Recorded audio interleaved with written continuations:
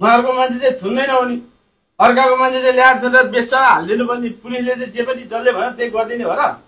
पुलिसले त शान्ति सुरक्षा कायम गर्ने हो नि, कानुनको कार्यान्वयन गर्ने हो नि। त्यस प्रहरीको सोच नै तपाईँको के छ भन्दा कलेक्सन गर्न पाइन्छ भन्ने किसिमको सोच भएको मान्छेहरूले अब कहाँबाट शान्ति सुरक्षा ध्यानै छैन शान्ति सुरक्षामा होइन। समस्या त्यता छौँ हामी, हाम्रो एकतिर छ ध्यान, काम अर्कोतिर छ। त्यो भइरहेको छौँ हामी, डिरेल भइरहेको छौँ हाम्रो प्रोफेसनबाट। राजनीतिक नेतृत्वहरू सरहरू यहाँ अलिक कम हुनुहुन्छ। राजनीतिक नेतृत्वले यस्ता कुराहरू चाहिँ बुझिदिनु पर्ने हुन्छ। म यहाँहरू समस्या निवेदन गर्छु, यहाँहरूले पनि ती कुराहरू सम्प्रेषण गरिदिनु ल। राजनीतिक नेतृत्वले चाहिँ हामीले कुनै पनि कुरालाई चाहिँ भिडबाट बलबाट होइन कि हामीले चाहिँ कानुनबाट जाउँ, कानुनी प्रक्रिया जाउँ। अलिकति सहन पनि सक्नु पर्यो नि। जस्तो हाम्रो मान्छे 2 दिन थुनेर के भयो त, भोलि समाजमा शान्ति हुन्छ भने ठिकै छ त भनेर सोध्नु पर्दैन भने। उहाँहरूको मान्छे चाहिँ थुन्नै नहुने, अर्काको मान्छे चाहिँ ल्याएर थुनेर बेच्छ हालिदिनु पर्ने, पुलिसले चाहिँ जे पनि जसले भन्यो त्यही गरिदिने हो र। पुलिसले त शान्ति सुरक्षा कायम गर्ने हो नि, कानुनको कार्यान्वयन गर्ने हो नि। त्यसकारण हामी म के भन्छु भन्दाखेरि सम्बन्धित कमान्डरलाई तपाईँ निर्धक्क भएर निडर भएर कानुन अनुसार जे हुन्छ त्यही गर्नुहोस्।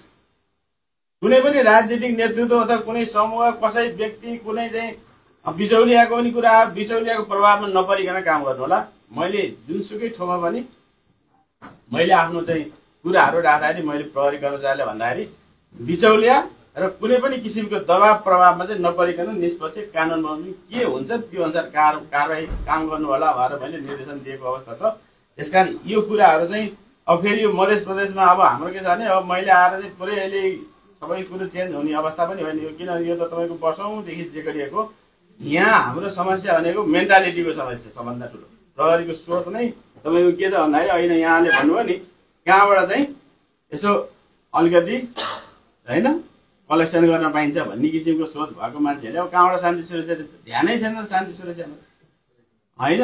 समस्या त्यता छौँ हामी, हाम्रो एकतिर छ ध्यान, काम अर्कोतिर छ। त्यो भइरहेको छौँ हामी, डिरेल भइरहेको छौँ हाम्रो प्रोफेसनबाट।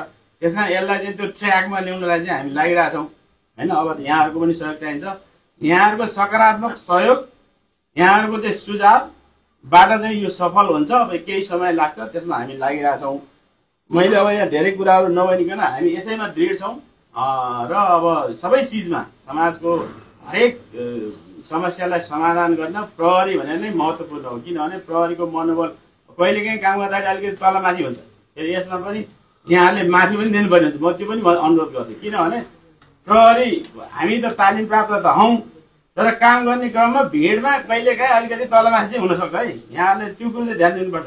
तर त्यो कुरोलाई चाहिँ के हो भने त्यसलाई फेरि सडकमा ल्याएर होइन कि यहाँहरूले वार्ताको माध्यमबाट त्योभन्दा माथिल्लो लेभलबाट त्यसलाई समाधान गर्ने हो।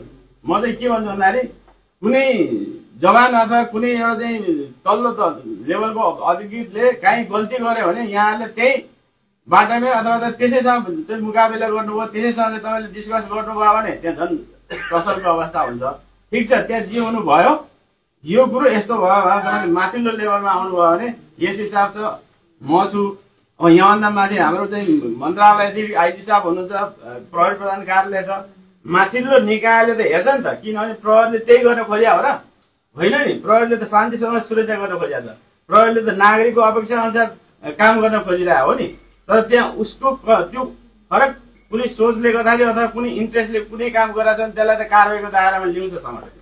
कुनै पनि हालतमा हामी त्यसलाई कारबाही दायरामा ल्याउँछौँ, त्यसलाई सुधार गर्छौँ। त्यसमा यहाँहरू निश्चिन्त कुनै पनि निसन्देह ढुक्क भएर बस्नुभयो भने त्यो अनुसार हामी काम गर्छौँ।